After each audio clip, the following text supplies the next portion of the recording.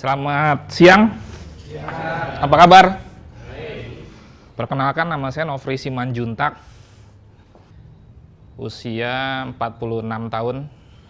Ini istri saya, Dewi Abigail. Saya asli dari Sumatera Utara. Istri saya Chinese, jadi kita perpaduan antara Batak dengan Cina. Batak dengan Chinese. Outlook kira-kira nanti kita memprediksi 2017 gimana, di samping kita review 2016. Kalau kita mau memprediksi 2017, tentunya kita harus menganalisa 2016 dong. Ini review 2016, kira-kira seperti ini. Nanti kita bahas satu persatu. Ini ada di slide Anda ya.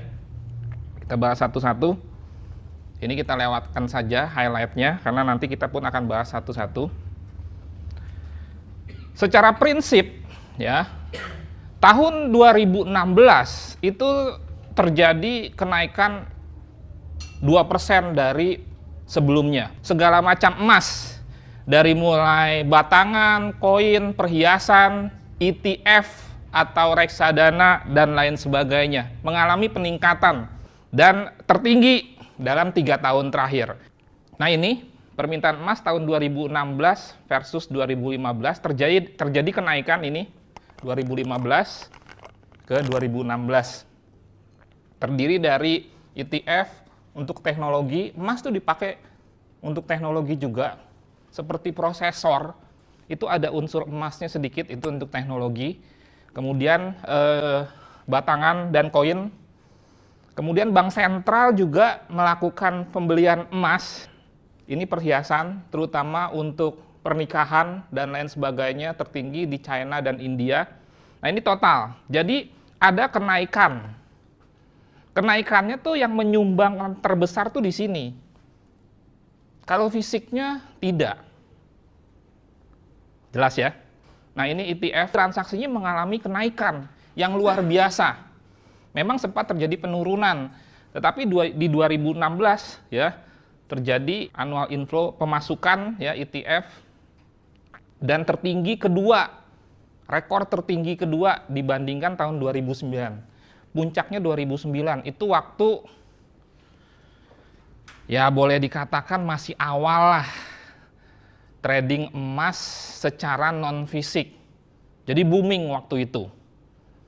Mengalami penurunan, kemudian pelan-pelan naik lagi. Ya. Jadi ini penyumbang kenaikan emas terbesar. Jadi emas bukan hanya batangan, bukan hanya koin, perhiasan, untuk industri juga termasuk ETF, reksadana. Nah, ini. Permintaan investasi akan emas tuh naik sampai 70% gitu, mencapai level tertinggi sejak tahun 2012. Jadi dari mulai 2012 sampai dengan sekarang itu tertinggi. Nah, ini untuk investasi naik ya. Investasi itu maksudnya total. Nah, Anda lihat fisiknya batangan dan koin berkurang. Jadi fisiknya berkurang. ETF-nya yang bertambah. Nah, ETF-nya nih terakhir-terakhir sekitar di November banyak yang jual. Kemudian ini permintaan emas, batangan, koin di China masih tetap stabil. Batangan dan koin ya, bukan perhiasan. Jadi tetap ada stabilitas bahwa permintaan akan investasi emas batangan tetap naik di China. Jadi masih optimis. Sampai sini ada pertanyaan? Kalau enggak lanjut. Ya? Exchange Trade Fund, ya, pembelian bersih emas oleh bank sentral, ini jadi masalah, berkurang, mengalami penurunan. Nah, ini, jadi gini, tidak ada bank sentral yang tidak punya cadangan USD, tidak ada bank sentral yang tidak punya cadangan emas. Ini Anda harus paham nih. Jadi bank sentral itu menyimpan emas dan USD, tapi bukan untuk bisnis. Bukan melakukan transaksi jual beli. Oke, satu menjaga kurs mata uangnya, kedua sebagai safe haven lindung nilai tadi. Jadi misalkan sewaktu-waktu dia butuh uang, ya, dia akan lepas cadangan emasnya. Makanya ada 10 penyimpan emas terbesar di dunia, diantaranya China, India, Rusia, nanti Anda Google deh, dan Amerika. Oke, tapi yang berkurang tuh pembeliannya. 2016, mereka tidak menjual. Mereka tuh tiap tahun beli emas terus. Tapi tidak menjual kalau tidak butuh. Oke, yang menjual emas di tahun 2016 nggak banyak negara, terdeteksi hanya Ukraina, Venezuela. Kenapa? Karena Ukraina krisis. Untuk mendanai negaranya, dia butuh uang cash. Apa yang dijual? Emas. Itulah gunanya emas. Dan sifat emas ini agak unik. Komoditi yang agak unik. Beda dengan oil. Ini orang banyak yang tidak paham. Oil habis nggak? Habis. Emas tidak habis. Oke? Walaupun sebagian habis di industri, tapi sebagai investasi emas tidak habis. Sehingga emas bisa diinvestasikan. Unik dia. Beda dengan oil. Makanya jangan bingung. Loh, katanya komoditi. Kalau komoditi berarti kalau komoditinya melemah, US dollarnya menguat. Sebab secara internasional semua komoditi dihargai dengan USD, betul begitu ya? Nah, oilnya menurun, melemah kencang, emasnya stabil-stabil aja tuh. Nggak matching kan? Nah, karena dia unik sifatnya. Beda dengan oil. Oil bukan untuk investasi. Dan oil sebetulnya sifatnya kontrak. Kalau emas tidak. Cuman kita nggak bahas terlalu dalam, takutnya waktunya nggak cukup. Ya. Tapi yang jelas ini data yang real. Sumbernya jelas. World Gold Council, gold.org. Nah, kemudian Anda lihat bahwa dari awal tahun 2016 sampai akhir tahun 2016, emas mengalami kenaikan 8%. Walaupun dalam kenaikan itu tetap ada gelombang kan. Nah, Anda lihat. Nah, ini chart. Ini 2015 dari 2016 awal, ini 2016 akhir. Kira-kira masih naik 8%. Jadi naik, turun. Tapi kalau dihitung-hitung masih naik 8%. Kemudian Anda perhatikan ya, kalau kita lihat, ya, kalau kita amati bagaimana sih gerakan gold setelah pengumuman kenaikan suku bunga, kan itu yang unik kan? Ya, teorinya kalau suku bunga naik, USD-nya gimana? Kalau suku bunga naik, USD-nya gimana? Menguat atau melemah? Menguat ya. Teorinya. Berarti kalau USD menguat, goldnya gimana? Melemah. Itu teori. Ingat, ekonomi itu ilmu sosial. Bukan ilmu pasti, benar nggak? Ini juga menjawab pertanyaan banyak sekali masuk ke saya kemarin. Begitu pengumuman suku bunga, katanya dolar akan menguat. Nggak taunya dolar melemah. Artinya gold naik, euro USD naik, dan lain sebagainya naik. Orang bingung. Kenapa bingung? Karena nggak pernah riset. Dan menganggap bahwa ilmu ekonomi itu ilmu pasti. Padahal tidak ada yang pasti dalam dunia ini. Itu dulu prinsip yang mestinya Anda pegang sebagai seorang trader. Ya. Yang ada ketidakpastian. Apalagi kalau di situ ya ada unsur bisnis, udah.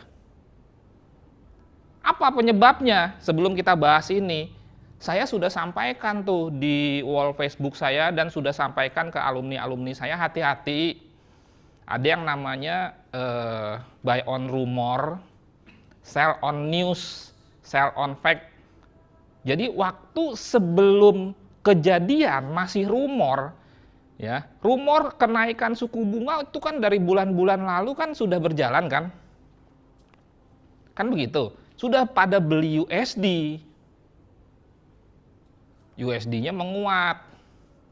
Gold-nya melemah. Ceritanya kan seperti itu misalkan. Nah, ini nih. Ini kan chart gold. Kalau gold melemah, berarti kan USD-nya menguat. Sudah pada beli USD. Begitu kejadian keluar news, profit taking. Lepas USD-nya, ambil untung. Nah, akhirnya ya sudah. Kalau newbie, wah terheran-heran, frustasi. Bullshit lah fundamental katanya begitu. Padahal bukan fundamentalnya yang salah. Emang chart pasti. Kalau ngomongnya fundamental nggak pasti, susah trading. Emang chart pasti. Analisa teknikal pun tidak pasti. Tapi bukan berarti tidak pasti kita tidak menganalisa. Kita tetap harus menganalisa. Di samping juga hal kedua bahwa Yellen sebagai gubernur bank sentral tidak menyampaikan pernyataan yang lebih jelas lagi mengenai kapan kenaikan suku bunga kedua, ketiga itu kapan, dia nggak memberikan penjelasan. Dan biasanya market tuh hati-hati sekali Yellen. Kenapa? Karena dia pernah keseleo ngomong janji tapi tidak direalisasikan. Waktu tahun 2016 awal dia ngomong suku bunga akan naik 3 kali. Kenyataannya apa? Hanya sekali. Kembali lagi ke sini, kalau kita perhatikan, ini kan Desember 2015. Lihat ya, begitu diumumkan suku bunga, goldnya malah naik. Artinya USD-nya melemah. Desember 2016, silakan nanti Anda cek ke chart Anda masing-masing, ya. Sama kejadiannya, naik.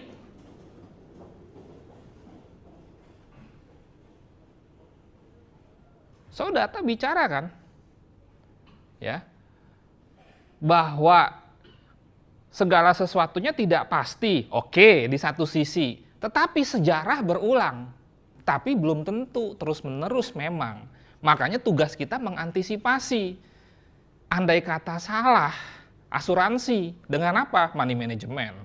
Sudah jelas, makanya sekali lagi saya ulang bahwa trading itu kesatuan antara mindset, money management, dan metode.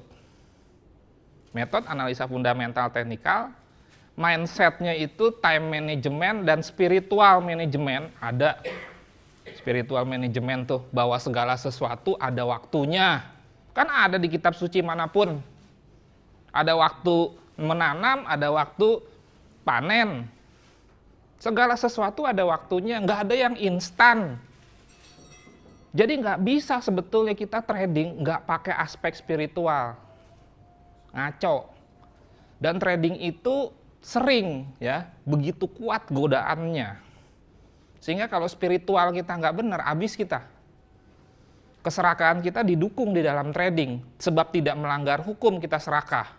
Kalau Anda bisnis faktorial, Anda serakah, Anda tidak didukung. Coba, siapa di sini yang dagang? Ji, dagang apa Ji? Mau serakahnya gimana saya tanya? Coba dagang plastik mau serakahnya gimana? Yang lain coba pikirkan ke dagang Anda masing-masing. Kalau ada cara menemukan serakah, biasanya melanggar hukum. Coba terima barang selundupan, bohongin klien, urusannya melanggar hukum. Trading, coba 10.000, hajar 1 lot, tambah 1 lot lagi, tambah 1 lot lagi. Siapa yang larang? Ya kan? Siapa yang larang? Tidak ada yang larang. Tidak melanggar hukum. Hanya habis saja. Nah itu, makanya aspek spiritual nggak bisa dilepaskan dari trading. Dan lebih perlu dibandingkan bisnis sektorial. Sebab apa? Sebab tidak ada remnya. Tidak ada batasannya. Batasannya hanya uang kita. Ya, habis baru. Jadi kembali lagi, ya. Anda lihat, sekarang mumpung baru diumumkan suku bunga naik hari Kamis, kesempatan buat kita. Kira-kira polanya terulang nggak? Itu nanti yang kita analisa. Timingnya pas jadinya nih. Ya, kalau mengikuti pola ini berarti akan naik. Anda tinggal hitung aja di rumah, ya. Bikin di chart daily, kan jelas ya, tanggal-tanggal kenaikan suku bunga itu kan jelas. Makanya trading nggak lepas dari riset, Pak.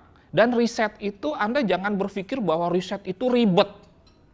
Enggak. Yang simpel-simpel aja. Secara logika, ya, bahwa kita kan bisa melihat statistik setiap pengumuman suku bunga gimana sih gerakan gold. Terpikir nggak Anda? Jadi pada saat pengumuman suku bunga, Anda lihat candlestick daily, opennya berapa? Oke, terus kenaikannya sampai kapan tertinggi? Entah sehari, 2 hari, 3 hari, 4 hari, 5 hari, kan gitu. Berapa pip itu? Atau berapa poin itu? Lihat lagi di Desember 2016, kan suku bunga baru naik 3 kali kan? Semenjak lama 10 tahun tidak naik, itu kan Desember 2015, Desember 2016, Maret. Kapan lagi pengumuman suku bunga? Tahu? Juni. Pengumuman suku bunga itu 8 kali setahun. Ini juga harus tahu. Jadi tidak tiap bulan. Jadi waktu 2016, 8 kali pengumuman suku bunga, 7 kali tetap. Kalau Anda mau lebih serius lagi, ya kalau mau lebih serius lagi, cek gimana sih pergerakan waktu dia tidak naik. Nah, sekarang cek waktu suku bunga tidak naik, ini kan kalau naik. Waktu tidak naik gimana gerakannya? Itu aja. Nggak susah kok, simpel. Jelas? Nanti coba. Ada pertanyaan sampai sini? Ya. Nah, nanti Anda cek. Jadi kira-kira nih, waktu hari Kamis dan Jumat, ya, ini kan hari Sabtu ya, gold udah naik ya. Kita telat nggak? Entry buy umpamanya. Kita lihat nanti, Anda lihat ini berapa. Terus Anda lihat dulu polanya, dia naik, turun dulu, naik lagi. Kan gitu, misalkan. Dia naik, turun dulu, naik lagi. Oke, berarti mungkin ini kita tunggu turun dulu. Nanti kita bahas lebih dalam. Sebab yang namanya pedagang sudah jelas. Maunya, dan itu prinsip. Ya, beli waktu harga rendah, jual waktu harga tinggi. Setuju? Ya, sulit. Tapi namanya teori mesti kalau bisa diterapkan secara maksimal. Sehingga konsepnya jangan udah naik kencang baru buy. Artinya Anda beli di harga tinggi. Jelas? Dengan demikian, kalau nanti konsepnya kalau mau long term, ya, Anda mesti bisa memprediksi kapan dia naik, kapan dia turun. Memprediksi bukan memastikan. Dengan apa? Mau nggak mau, saya akhirnya harus memberikan Elliott Wave. Makanya saya katakan, wah ini sebetulnya materi berat. Jadi, ingat di rumah ya, Anda riset. Bagaimana itu Desember 2016, Anda riset range-nya naik berapa, Anda riset waktunya kira-kira berapa hari dia atau berapa minggu dia dikategorikan naik. Kenapa? Ya kan? Karena kalau Anda lihat nih, ini kan panjang nih. Jelas ya? Nah, tapi ini tidak sepanjang itu. Mungkin ini juga tidak sepanjang ini. Oke? Kenapa? Karena waktunya agak mepet, ini 1 tahun, ini ya 3 bulan. Kan baru Desember kemarin naik kan? Di samping Anda juga harus memahami pelan-pelan fundamental. Kalau saya menyampaikan outlook, mau nggak mau arah kita swing loh. Agak panjang. Ya, tapi bukan berarti kita nggak trading day trade. Kalau day trade sih cenderung tidak terlalu ada fundamental. Ya, begitu menjelang news Anda tutup semua posisi. Pokoknya nggak ada news tradingnya, itu aja. Itu berita baiknya buat yang males belajar fundamental. Karena fundamental itu ya dipakai untuk agak swing. Walaupun sebetulnya fundamental itu ada fundamental jangka pendek, tapi secara prinsip fundamental jangka panjang. Kenapa? Karena fundamental tidak akan berubah secara drastis dalam waktu yang cepat. Nggak mungkin dong Amerika krisis, tiba-tiba besok keluar dari krisis. Nah, nggak mungkin. Nah itu. Tapi tetap kita bisa trading. Scalping apalagi nggak perlu fundamental. Apa yang mau dilihat? Orang ambilnya cuma 5-10 pip keluar. Day trade ya sekitar 30-80 pip umpamanya. Ya, jadi nggak peduli, nggak terlalu peduli. Asal Anda aman aja, ya nggak ada news, tutup. Setelah news baru open position. Nah ini mengenai perhiasan ya, turun 7 tahun terakhir. Ya, perhiasan paling banyak nih dibeli oleh masyarakat China dan India berkaitan dengan soal budaya dan keagamaan, terutama India. Kenapa bisa turun? Ya karena perlambatan ekonomi di China, kan begitu. Plus kalau di India, ya kebijakan fiskal. Kebijakan fiskal itu salah satunya pajak. Pajak impor ditinggikan oleh pemerintah India. Itu penyebabnya permintaan akan emas, perhiasan khususnya di India turun drastis. Nah ini permintaan perhiasan emas tahun 2016 jatuh ke level terendah 7 tahun. 2.000 ton. Nah ini. Total dunia berkurang 15%. India 22, China 17. Tapi ingat ya, tadi di China, emas batangannya tidak turun loh. Lihat, emas batangan, bar and coin. Nah itu berita bagusnya. Perhiasannya yang turun. Emas batangan, pembelian emas batangan dan koin di China tidak turun. Emas, ya, itu sangat berhubungan dengan nomor 1 Amerika, sudah tahu pasti ya. Baru nomor 2 tetap ada negara-negara lain, misalkan Eropa dan lain sebagainya, khususnya situasi politik dan ekonomi. Waktu terjadi Brexit, itu kan investor-investor, terutama yang memegang pound sterling, jual pound sterling, setuju kan? Ini kan semuanya dagang ya, dagang itu kan hukum demand and supply. Harga turun karena apa?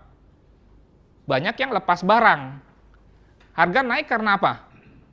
Beli barang. Pada lepas pound sterling, pertanyaannya, waktu lepas pound sterling dia beli apa? US saja. Dia bisa beli emas loh. Jangan salah. Makanya kadang-kadang pergerakan US Index itu belum tentu berlawanan arah dengan gold. Jangan salah kaprah. Tahu nggak US Index apa? Anda trading gold, Anda harus tahu US Index. Harus. Pergerakan US Index itu USD berbanding 8 mata uang negara lain gitu. Jadi di indeks, tapi tidak dengan gold. Jadi di dalam US Index tidak ada gold. 8 negara lain prosentasenya paling besar euro. Oke. Jadi bisa saja ya, US Index-nya turun, gold-nya juga turun. Bisa saja, jangan salah. Misalkan, wah US Index-nya turun, buy gold. Belum tentu. Ya, belum tentu. Jadi Anda mesti tahu lengkap dulu. Memang bisa kita jadikan acuan. Tapi jangan percaya 100%. Berkaitan dengan fundamental, sebelum kita masuk ini, tahun 2017 gimana sih? Kan itu pertanyaannya. Karena pasti mau nggak mau kalau kita bicara long term, harus dikaitkan dengan fundamental. Bagaimana fundamental 2017? Apa kira-kira yang menghambat gold untuk naik? Satu, apa? Ya Brexit. Brexit ini belum selesai. Inggris tuh belum benar-benar keluar dari Eropa. Akhir Maret ini, artikel 50. Kalau ternyata Brexit itu direalisasikan, ya sebagai investor kan kita rada khawatir ya, kita bisa melirik emas, kan? Jadi jangan bingung. Jadi bisa, kenapa ya? Kok apa hubungannya? Banyak yang nggak tahu. Kok Brexit hubungannya dengan gold? Ya itu. Apalagi pemilu Prancis, ekstrim kanan. Ya, ini kan lagi naik daun. Ya. Prancis, oposisi yang mendengung-dengungkan kalau terpilih akan keluar dari Eropa. Itu lagi naik daun sekarang. Nah, kemarin baru selesai pemilu Belanda. Ya. Makanya euronya agak naik ya. Yang ultranasionalis kalah. Itu saya sempat bikin di wall Facebook saya ya, kalah. Yang ekstrim kanan tuh, yang ya mirip-mirip dengan Donald Trump, tapi lebih ekstrim. Karena dia akan melarang, akan memperketat soal pemeluk agama Muslim lah, apa segala macam lah pokoknya. Ekstrim kanan banget, kalah. Euronya naik. Nah itu fundamental. Sebab bicara teknikal, ya, udah jelas tuh euro tuh turun. Apalagi Jerman. Tahun ini ada pemilu di Jerman juga. Apalagi kira-kira secara politik, ya Korea Selatan, presidennya itu berpotensi rusuh loh, diturunkan kan. Belum Korea Utara nih. Masalah nuklir dan lain sebagainya, ada potensi di situ. Timur Tengah sih tahun ini prediksi saya ya rada relatif tenang lah, ya kan? Ini Eropa nih. Jadi tenangnya itu bukan soal teroris doang ya, tapi soal isu nasionalis ini. Ya itu aja sih 2017 yang perlu Anda perhatikan. Dikaitkan dengan politik. Ya. Jadi Anda tolong amati berita-berita yang berkaitan dengan Brexit, 1 akhir Maret. Prancis, kalau nggak salah seingat saya April. Kemudian kita juga mesti ngomongin Amerika. Amerika gimana? Saya ingin Anda tertarik dengan fundamental ya. Tradingeconomics.com. Saya senang sekali ada website ini. Dulu awal-awal saya belajar sulit sekali mencari data fundamental, tapi dengan adanya tradingeconomics.com ya, jadi enak. Saya ajarkan cepatnya aja. Semua data ekonomi ada di sini. Contoh kita ambil Amerika, United States. Anda perhatikan data yang penting dalam ekonomi suatu negara itu sudah ditaruh di depan nama dia, walaupun sebetulnya ada lagi, tapi paling tidak kita konsentrasi aja ini. GDP. PDB bahasa Indonesianya. Kira-kira pertumbuhan ya. Di dalam GDP itu macam-macam hitungannya. Termasuk di dalamnya adalah trade balance atau BOT. Perbandingan antara ekspor dan import nih, balance of trade.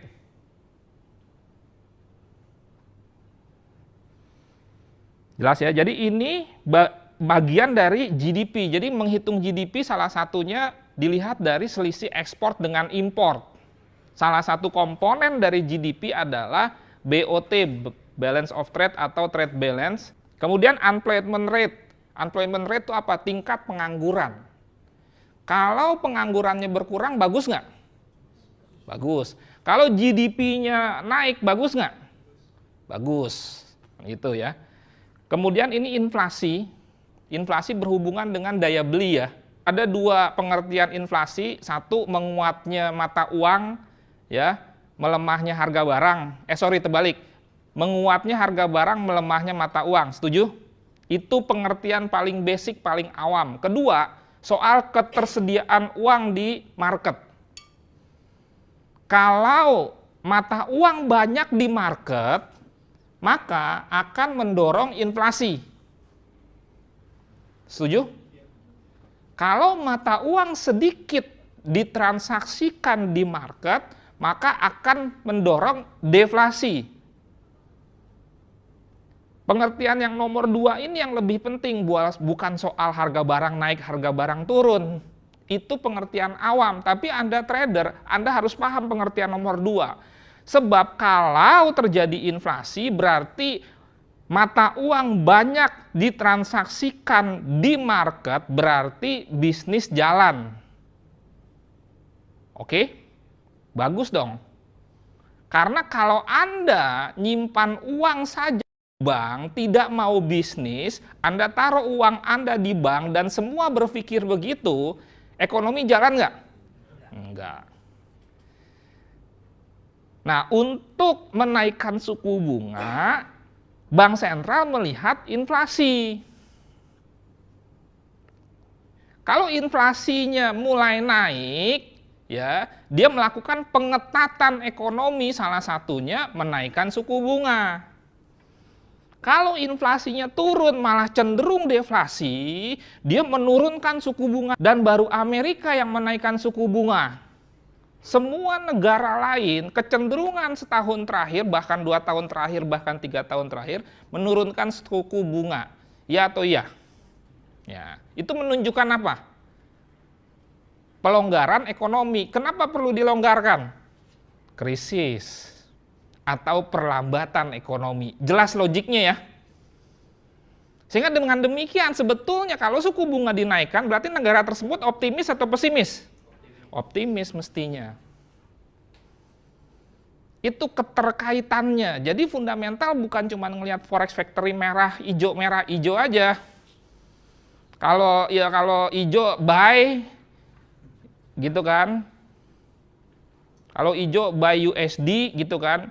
USD JPY di buy, USD CAD di buy, USD CHF di buy, sell gold, sell EU, sell GU kan gitu. Kalau merah nggak begitu. Oke, itu keterkaitannya ya. Kemudian inflasi ya. Ini suku bunga, interest ratio. Ini hutang pemerintah terhadap GDP. Hutang Amerika 104%, cukup besar. Ya, tapi ada yang lebih besar dari Amerika. Tahu siapa? Tahu nggak? Indonesia besar nggak? Kita lihat.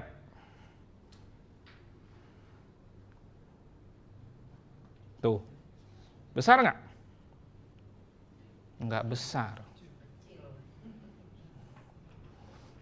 Jadi jelas ya, mulai sekarang kita bicara pakai data, bukan pakai perasaan. Apalagi kita seorang trader. Ya, ini benar datanya. Indonesia tidak besar. Gitu. Siapa yang besar? Ya, siapa lagi? Ini Anda perhatikan Jepang nih. Tuh. Hutangnya terhadap GDP 229%. Makanya Jepang deflasi, makanya suku bunganya minus. Minus suku bunganya. Boro-boro bayar bunga kepada orang yang naruh uang di bank. Itu kan deposito namanya. Ya kan? Dia nggak mau bayar. Diminusin. Berat. Dengan kata lainnya, dia mau investor ambil uang dari bank. Untuk apa? Bisnis. Sebab dia berat bayar bunganya. Itulah alasan. Kenapa suku bunga sampai negatif sih? Bank udah nggak sanggup bayar bunga, di samping untuk merangsang pertumbuhan ekonomi. Berat dong. Pengeluaran bank apa? Bayar bunga, setuju? Pemasukan bank apa? Terima bunga. Nggak ada yang minjam. Kenapa nggak ada yang minjam? Karena lagi resesi, perlambatan ekonomi. Taruh di bank. Makanya perlu dirangsang. Dengan apa? Turunin suku bunga. Sehingga tidak menarik simpan uang di bank. Diambillah uang itu dari bank, maka uang itu banyak di market. Efeknya apa? Inflasi. Itu tadi pengertian inflasi. Oke. Sekali lagi, bukan tidak ada hubungannya dengan gold ya, karena kalau kita bicara gold harus bicara Amerika, setuju nggak? Bicara Amerika kan fundamental, mana bisa dilihat dari teknikal. Nah sekarang Anda lihat, unemployment rate Amerika, pengangguran Amerika. Lihat, 10 tahun terakhir, kapan krisis terjadi di Amerika?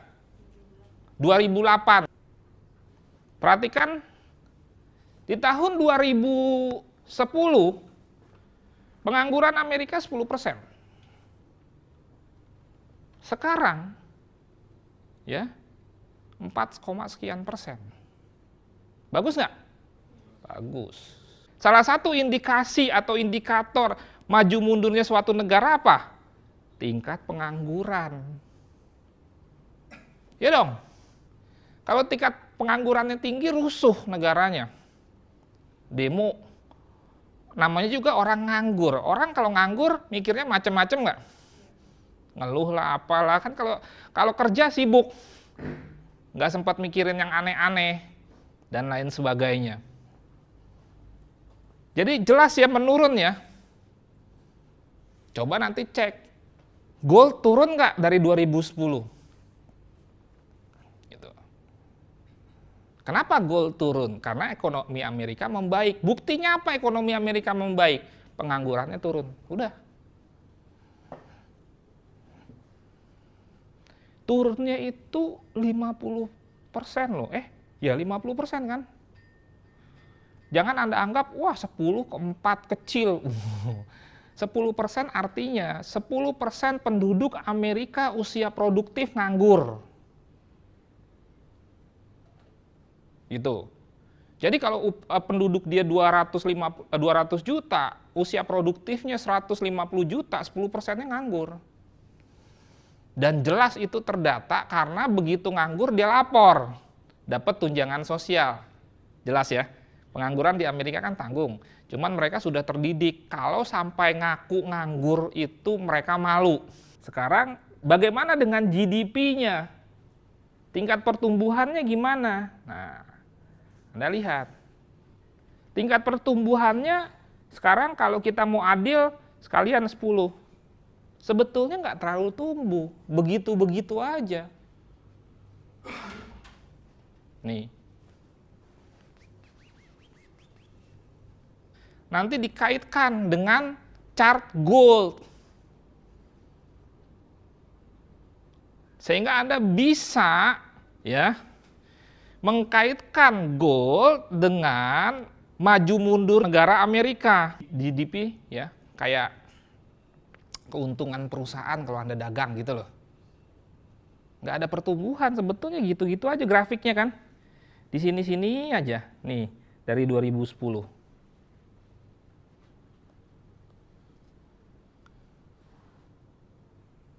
Satu lagi dari Oke, GDP, unemployment rate, inflasi.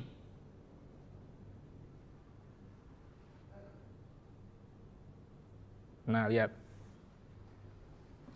Inflasinya pun ya begitu-begitu aja. Tapi membaik memang kalau kita bilangnya dari tahun 2014. Musuh negara-negara maju tuh lawannya inflasi apa? Deflasi. Eropa tuh deflasi. Jepang itu deflasi. Dan itu tidak baik. Ya, berarti mereka berharap inflasinya naik. Berapa? 2% paling tidak minimal. Kalau inflasinya terlalu tinggi disebut hyperinflation. Nggak boleh juga. Disitulah seni mengatur negara. Bagaimana caranya supaya inflasi tidak terlalu tinggi tapi juga tidak terlalu rendah. Kalau sampai penganggurannya tidak berkurang, GDP-nya tidak bagus, padahal inflasinya naik, stagflasi namanya, dan itu tidak baik. Pusing ya? Hah? Hampir. Jadi intinya ya, kita tidak terlalu optimis dengan Amerika, intinya begitu. Sehingga peluang gold itu naik masih ada. Karena kalau Amerika bagus ya, besar kemungkinan gold akan turun walaupun tidak pasti. Nah itu intinya. Tetapi dibilang Amerika jelek juga nggak benar. Apalagi kalau ngomongnya begini, Amerika jelek karena nilai impornya lebih besar daripada ekspornya. Benar nggak? Minus, setuju? Amerika tuh pengimpor nomor 2 atau 1 terbesar di dunia. Nomor 2. Ya. Nah, cuman Anda juga harus paham bahwa sejak zaman dahulu kala Amerika itu defisit, bukan baru sekarang. Ini banyak yang nggak paham. Lihat datanya cuman bulan ini, terus dia bilang Amerika kacau. Kenapa? Karena impornya lebih besar dari ekspornya. Ya enggak dong. Lihat tuh datanya. Kalau saya tarik lagi 10 tahun, pernah nggak dia positif? Atau surplus? Atau lebih besar ekspornya? Nggak pernah. Tuh. Minus terus. Jelas? Makanya GDP-nya juga agak berat. Karena salah satu faktor GDP itu ekspor-impor. Bahwa sumber pemasukan suatu negara apa saja? Ekspor, pajak, benar nggak? Nah sekarang persoalannya si Trump ini mau menurunkan pajak. Duit dari mana? Tuh. Ya kan? Suku bunga dinaikkan. Kenapa suku bunga dinaikkan? Supaya uang balik ke Amerika. Ada dana untuk membangun infrastruktur. Ekonomi mesti gerak. Si Trump ini mau menekan impor. Dengan apa? Dengan mulai membuat sulit perusahaan-perusahaan Amerika yang buka pabrik di China.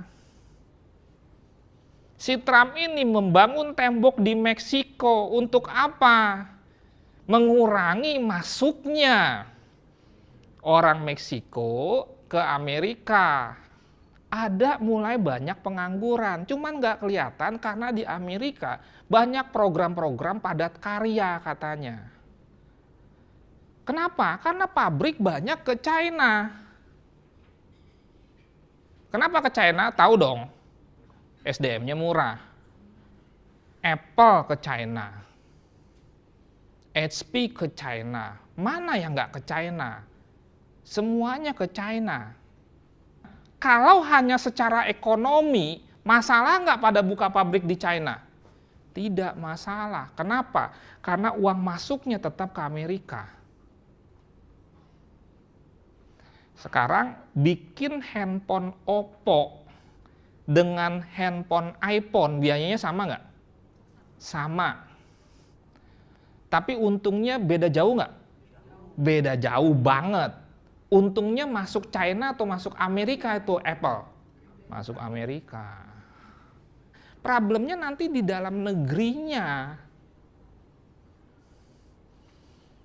Itu orang kerja apa? Nah ini persoalannya. Jadi dia mau melakukan proteksionisme terhadap industri di Amerika, suruh balik. Kalau berhasil bagus, kalau berhasil. Artinya kalau bagus apa? Emasnya melemah. Sebab kan udah jelas, kalau ekonomi bagus, politik bagus, semua aman, semua happy, ngapain pegang emas? Kan itu, simple. Makanya kita berpikir sebagai seorang investor aja. Kita bisnis dong, setuju ya? Tapi kalau nggak bagus ya ngapain? Pegang aja emas. Jadi kembali lagi, kalau programnya berhasil, masalahnya adalah masih kalau. Namanya investor selalu mencari yang aman, setuju nggak? Selalu mencari lebih pasti walaupun tidak ada kepastian. Selalu kalau bisa yang di comfort zone dia aja, bener nggak? Karena suatu perubahan sebagus apapun mengandung resiko. Nah, itu tidak disukai investor. Nah, jadi begitu problemnya. Sampai satu titik, Trump harus bisa membuktikan. Makanya dia tekan supaya itu suku bunga naikin. Supaya menarik uang balik ke Amerika. Tapi kan nanti bisa ada problem. Kalau suku bunganya naik, misalkan dolar menguat, harga barang USD mahal nggak? Mahal. Bisa bersaing nggak? Nggak bisa bersaing. Tapi orang bisa ngomong, lah kan bikinnya semua di China. Lah persoalannya suruh balik. Dikurangin pajak, siapa yang mau balik? Kan gitu programnya kan? Nah ini persoalannya kan. Jadi market bingung nih, ini mau kemana sih nih? Gitu kan. Bingung, namanya orang punya duit, kan ragu-ragu jadinya untuk membeli USD.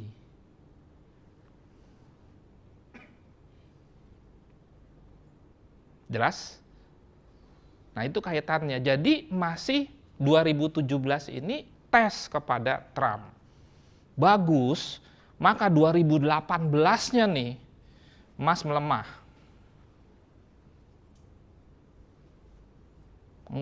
Emas melemah 2018-nya. Kalau nggak bagus, 2018-nya menguat. Jadi 2017-nya nih membingungkan. Karena itu tadi, baru terjadi perubahan pemerintahan. Di mana perubahan pemerintahannya ini ekstrim. Ya kan? Dari yang biasa-biasa aja cenderung aman, tenang, ya. Dari dulu kalau Anda baca politik, pemerintahan Demokrat tuh coba deh, aman-aman aja. Yang cenderung ada gejolak itu waktu di Republik. Itulah fundamental, ya. Sekali lagi, yang namanya fundamental masalah ekonomi dan politik. Itu review sedikit mengenai tahun 2017 berkaitan dengan fundamental Amerika dan dunia. Ada pertanyaan? Jadi paling tidak secara prinsip Anda mulai paham ya, itu Anda nanti bisa terapkan. Coba lihat di euro, gimana inflasinya. Kalau buat yang trading forex ya, kayak gitu. Kalau konsen gold, ya sudah lihat aja itu Amerika. Nanti Anda tinggal bandingkan bagaimana GDP-nya, bagaimana unemployment rate-nya atau penganggurannya, ya. Padahal data tenaga kerja sebetulnya ada NFP kan, tapi sudah termasuk lah, kan gitu. Karena kan NFP payroll, kalau makin banyak berarti yang dibayarkan makin sedikit pengangguran, kan gitu. Makanya waktu hari Jumat, saya bilangnya Jumat keramat, itu sebetulnya data yang diumumkan kan 3. Cuman orang kan taunya NFP doang. Padahal ada NFP, ada unemployment rate, ada satu lagi apa? AHE. Nah, upah buruh per jam. 3 loh. Sehingga orang bingung, loh kok NFP-nya jelek, tapi USD-nya menguat atau kebalik. NFP-nya bagus, ya kok USD-nya melemah, ternyata mix datanya. Artinya mix apa? Oke, NFP-nya bagus, penganggurannya naik. Nah, kan mix, itu yang saya sebut mix, nyampur datanya. Makanya nanti waktu Jumat keramat NFP tadi, jangan cuma NFP yang dicek, unemployment rate-nya cek. Kalau saya akan entry kalau semua seragam. Kalau enggak, waduh hati-hati. Market bingung. Ya itu tadi, ya penganggurannya naik, NFP-nya naik, payroll-nya naik, tapi penganggurannya juga ikut naik, kan aneh. Makanya di situ biasanya, ya kalau yang sudah paham, dia tunggu setengah jam, 1 jam kemudian baru bergeraknya kemana. Tapi kalau misalkan semuanya seragam, hampir bisa dipastikan langsung aja entry, biasanya begitu. Oke? Lanjut masuk Elliott Wave.